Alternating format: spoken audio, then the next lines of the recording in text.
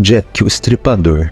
Apesar de no spin-off dele nos ter sido revelado que ele não é o verdadeiro Jack, mas enfim, esse é o representante da humanidade em Shumatsu no Valkyrie, recebeu o título de maior filho da P da história. Entretanto, apesar dele ser um dos melhores personagens do mangá, principalmente na questão de desenvolvimento, os fãs se perguntam se ele realmente deveria ter esse posto, visto que, em toda a história, existem muitas outras figuras tão terríveis ou até piores, e é o que eu vou trazer nesse vídeo. Portanto, se você é um fã do mangá, já vai se inscrevendo aí no canal e deixando aquele like para fortalecer o nosso trabalho aqui, pois nós trazemos muitos vídeos desse mangá e pretendemos trazer cada vez mais. Também compartilha com seu amigo que gosta desse anime ou mangá, mas agora sem mais enrolação, vamos para essa lista.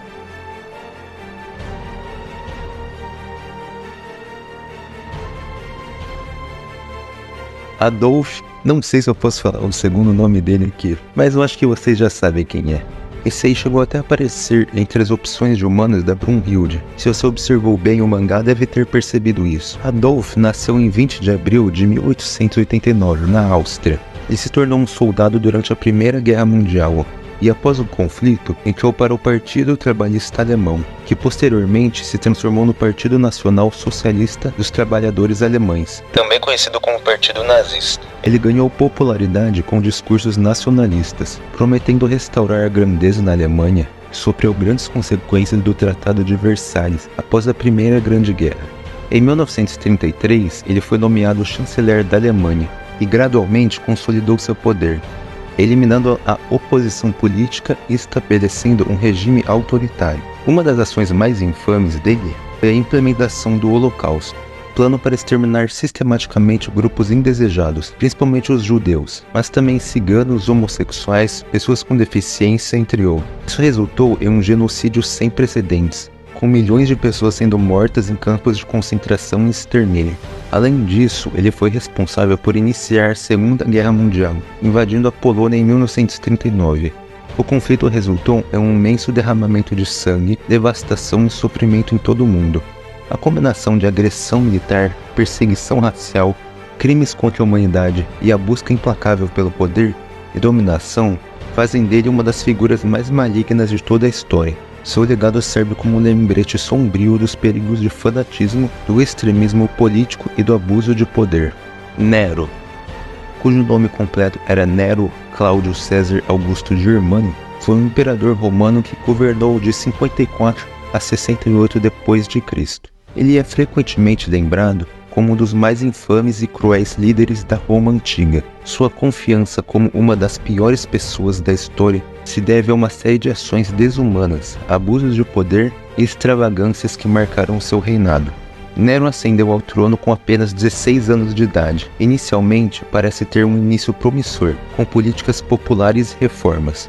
No entanto, seu comportamento se deteriorou rapidamente. Uma das ações mais chocantes associadas a Nero foi o grande incêndio a Roma, em 64 d.C., durante a qual grande parte da cidade foi destruída. Há rumores de que Nero teria tocado sua lira enquanto observava o incêndio, dando origem à lenda de que ele tocava lira enquanto Roma queimava. Além disso, a perseguição sistemática dos cristãos é frequentemente atribuída a Nero. Após o incêndio, ele usou os cristãos como bodes expiatórios, culpando-os pela catástrofe e ordenando execuções e torturas cruéis. Essa perseguição trouxe muitos sofrimentos e criou um precedente para a subsequente perseguição dos cristãos no Império Romano. Nero também era conhecido por seu comportamento extravagante e indulgente. Ele gastou enormes quantias de dinheiro em festas e projetos grandiosos, uma construção de uma residência conhecida como a Casa Dourada. Essa extravagância, combinada com altos impostos para financiar suas empreitadas, contribuiu para o descontentamento popular. Seu reinado finalmente culminou em uma rebelião liderada por generais, governadores provinciais descontentes com ele. Diante da ameaça, Nero cometeu suicídio em 68 d.C., pondo fim assim ao seu governo turbulento. Nero é considerado uma das piores pessoas da história, devido à sua mistura de crueldade, incompetência e extravagância. Seu legado serve como um exemplo de como um líder tirânico e imprudente pode infligir sofrimento e desestabilizar um império inteiro. Suas ações atrozes e o impacto duradouro que tiveram na história romana e na memória coletiva o mantém entre as figuras mais infames da antiguidade. Rei Herodes. Herodes, também conhecido como Herodes o Grande, foi foi um rei da Judéia, que governou de cerca de 37 a 4 a.C. Ele é conhecido por ser uma figura controversa na história, especialmente devido a seus atos cruéis e opressivos. Alguns dos motivos pelos quais ele é considerado uma pessoa ruim incluem o massacre de inocentes, onde ele tentou eliminar o recém-nascido Jesus, que ele via como ameaça a seu reino, ordenando a execução de todos os meninos com menos de 2 anos na região de Belém. Herodes era conhecido por ser um líder cruel e autoritário, não hesitando em eliminar rivais políticos e membros da sua própria família, que considerava como ameaças à sua posição. Além disso, ele financiou grandes projetos de construção com impostos pesados, prejudicando toda a população local, apesar de ter algumas grandes construções, como a expansão do Segundo Templo de Jerusalém. Herodes frequentemente subjugava seu próprio povo em favor dos interesses romanos, mantendo seu poder através de alianças com o Império Romano. Em resumo, Herodes é lembrado como um líder cruel e implacável, principalmente devido aos acontecimentos do massacre dos inocentes, que é uma das histórias mais tristes e sombrias associadas ao Natal cristão. Vlad, o Empalador, também conhecido como Drácula. Vlad III, mais conhecido como Vlad o Empalador, ou Vlad III da Valáquia, foi um governante da Valáquia, região atual da Romênia, notório por suas táticas brutais e sádicas de governar, renderam o apelido de O Empalador e o transformaram em uma das figuras mais sinistras da história. Vlad nasceu em 1431 e tornou-se o príncipe da Valáquia em 3 graças diferentes, governando de forma intermitente entre os anos de 1448 e 1476. Ele ganhou a confirmação de ser honesto, cruel e implacável em suas ações, principalmente em relação a seus inimigos. O apelido de O Empalador deriva do método que Vlad frequentemente usava para executar seus oponentes. Ele empalava suas vítimas enfiando estacas enfiadas pelo ânus ou pela região abdominal e as deixava agonizando até a morte. Esse método horrível era uma forma de demonstrar seu poder e intimidar aqueles que se impunham a ele.